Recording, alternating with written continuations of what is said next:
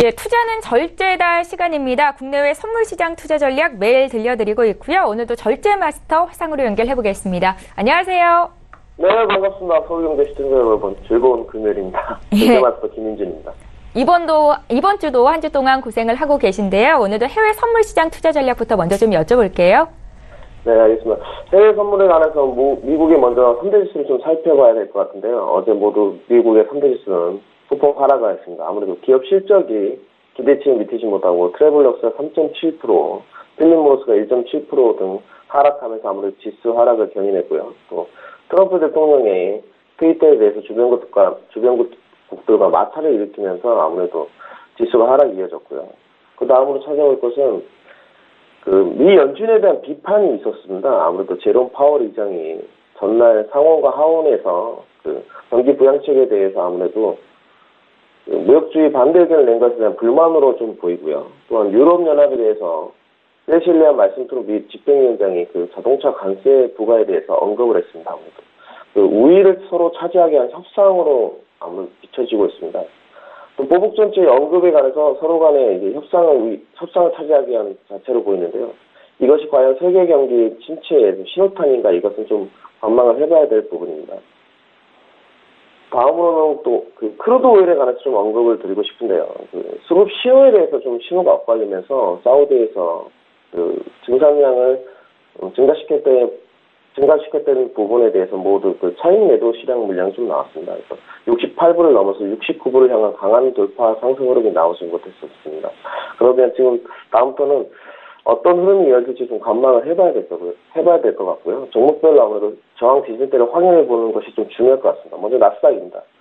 나스닥 지수를 보시게 되면 7,400대 역시 강한 저항대가 형성되어 있습니다. 아래로는 7,368포인트, 7,354포인트, 상단으로는 7,415포인트의 지지 저항대가 형성되어 있습니다. 이 지지 저항대를 횡보하는 흐름이 조금 나올 것으로 보이고요. 아무래도 금일은 매수 접근보다는 관망을 좀 하신 다음에 아래로 매도세가 조금 이어질 듯 합니다. 무역 전쟁에 대한 우려가 수면 위로 올라왔기 때문에 또 매출 앞으로 다가온 관세 부과에 대한 우려도 있기 때문에 시장에 좀 눈치 보기 장세가 시작될 것으로 좀 보이고요. 나스닥 같은 경우는 금일 본장 개장한 이후에 관망을 좀 하시고 접근하셔야, 이런 말씀 좀 드리고 싶습니다. 두 번째로 크루드 오일입니다. 크루드 오일 같은 경우는 아까 말씀드렸듯이 수급 신호에 대해서 좀 엇갈린 반응이 나왔었습니다. 엇갈린 반응으로 강한 상승을 이어가다가 크루드 오일 같은 경우는 68불을 넘어 69불을 향해 가고 있었던 흐름이지만 수급 신호가 엇갈리고 정치적 우려에 대해서 시장 투자자들이 몸을 사리기 시작하면서 아무래도 소폭 하락세가 지금 이어지고 있는데요. 금일 지금 신호는 0.23% 상승한 지금 크루드로의 상승 신호가 나왔습니다. 하지만 이것이 이어갈지 어떨지는 68불의 지지가 이어질지 안 이어질지 좀 관망을 하셔야 될 것 같고요. 68불이 만약에 지지를 받는다면 68.25 라인을 넘고 68.79 라인을 넘는 강한 돌파 상승 흐름이 나올 것으로 지켜보고 있고요. 아무래도 이 부분에 관해서 또 조금 금요일이다 보니까 관망을 한 이후에 접근하시라. 매도세는 68불이 무너지는 흐름이 나온다면 아무래도 전전일 저점이 66불까지는 매도가 이어지지 않을까 생각을 하고 있습니다. 아무래도 매도세보다는 금일 68불 지지 여부를 확인한 후에 접근을 하시라고 좀 말씀을 드리고 싶습니다. 다음은 유로입니다. 유로 같은 경우는 지금 시장적으로 보자면 관세 부과에 대한 압박이 여전히 이어지고 있고, 또 이후 유로존에서 구글에 대한 과징금 부과가 있었습니다. 여러 가지 시장적 이유는 하방 압력 사회가 조금 더 우세해 보이고요. 눌림 시에 오는 매도 접근을 좀 추천드리는 바입니다. 아무래도 상단에 지금 1.17300 라인에 저항대가 형성되어 있고, 중심선 라인에 1.16940 라인에 중심선 라인을 형성하고 있습니다. 아무래도 본장이 개정하고 나면 박스권 흐름이 좀 진행될 것으로 보이고요.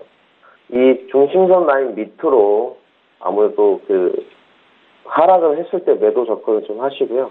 나머지는 매수 접근은 강한 상승대를 형성하고 있는, 지지대를 형성하고 있는 1.17305 라인이 돌파한 이후에 좀 접근을 하시라고 말씀드리고 싶은데, 이 눌림 시 오늘은 매도 접근을 좀 추천드리는 바입니다. 다음으로는 골드입니다. 골드 같은 경우는 지금 연중 저점을 찍었었는데, 연중 저점이 과연 바닥을 찍었는지에 대해서 좀 의문이 있고요. 연중 저점을 찍고 어제 거의 100틱 이상 좀 상승을 했었습니다. 1210포인트부터 거의 1230포인트까지 200틱이 새벽에 상승하는 흐름이 나왔었고요. 지금은 좀 눌림을 이어가는 흐름인데요. 이 눌림이 과연 다시 1220포인트를 무너뜨린 흐름이 나온다면 전일 저점을 확인하러 가는 흐름이 이어질 듯합니다. 아무래도 1220포인트를 지지받는지 여부를 좀 확인하신 후에 접근을 하시라고 말씀을 드리고 싶습니다. 예, 잘 알겠습니다. 자, 이번에는 국내 선물 시장 투자 전략 좀 여쭤볼 텐데요. 국내 선물은 300포인트를 넘는 지가 관건이다. 눈치 보기 장세가 이어지고 있다라고 조언하신 바 있죠. 오늘 흐름은 어떨까요? 네, 아무래도 국내 선물을 좀 살펴보기 전에 국내 증시를 먼저 좀 봐야 될 것 같은데, 코스피 200 국내 증시는 아무래도 상승세를 이어갈 모멘텀이 좀 부족한 상황입니다.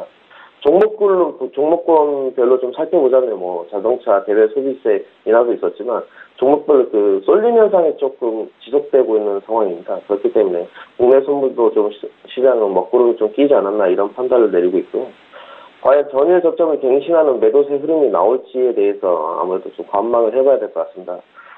이 차트를 좀 살펴보시면 296.50포인트, 297.25포인트, 또 상단으로는 298.50포인트에 저항대가 촘촘하게 좀 연결되어 있는 편입니다. 그래서 강한 모멘텀이 없는 이상 상승세 흐름은 좀 나오기가 어렵지 않나 이렇게 판단을 하고 있고요. 오늘 금요일이기 때문에 국내 증시도 정강 후약 흐름이 좀 이어질 것으로 보입니다. 투자자들이 접근을 하실 때는 아무래도 아침에 매도 접근을 좀 하시는 게 좋지 않나 이렇게 생각을 하고요. 증시 초반에는 아무래도 상승세가 조금 나올 수 있기 때문에 관망을 한두 시간 정도 한 이후에 국내 선물에 좀 접근을 하시라 이런 말씀을 좀 드리고 싶습니다. 예, 지금까지 절제 마스터와 함께했고요. 저희 다음 주 이 시간에 또 연결하겠습니다. 고맙습니다. 네, 감사합니다.